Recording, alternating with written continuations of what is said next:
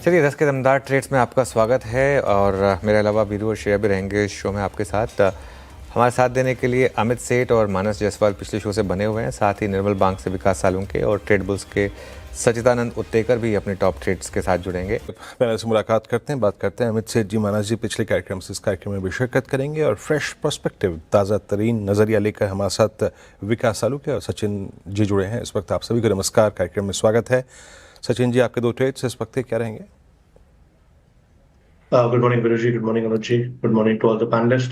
Clearly जिस तरीके से मार्केट की पोजीशनिंग है, मुझे लग रहा है 25,120 एक इमीडिएट हर्डल होगा एंड हो सकता है कि ड्यूरिंग द डे 24,900 920 के आसपास के भी स्विंग्स बने। क्लियरली बैंक निफ्टी में दबाव है एंड जो प्रोबेबल सपोर्ट है वो 55,600 के आसपास प्लेस्ड है। तो आई थिंक ओवरऑल थोड़ा सा बायस यहाँ पर नेगेटिव है।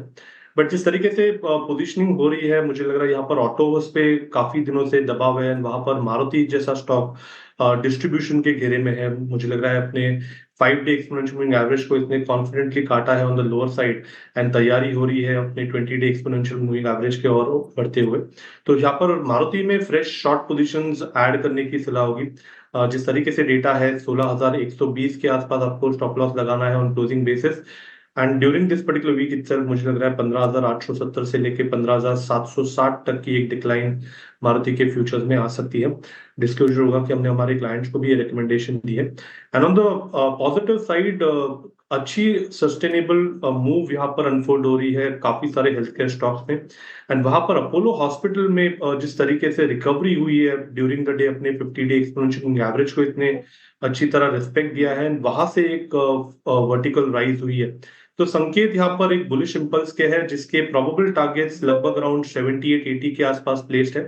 तो मुझे लग रहा है यहाँ पर अभी भी मोमेंटम चेस किया जा सकता है 7660 के स्टॉप लॉस के साथ।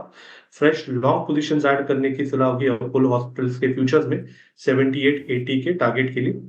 डिस्क्लोज होगा कि हमने हमारे क्लाइंट्स को ये भी particular position on the long side recommend की है।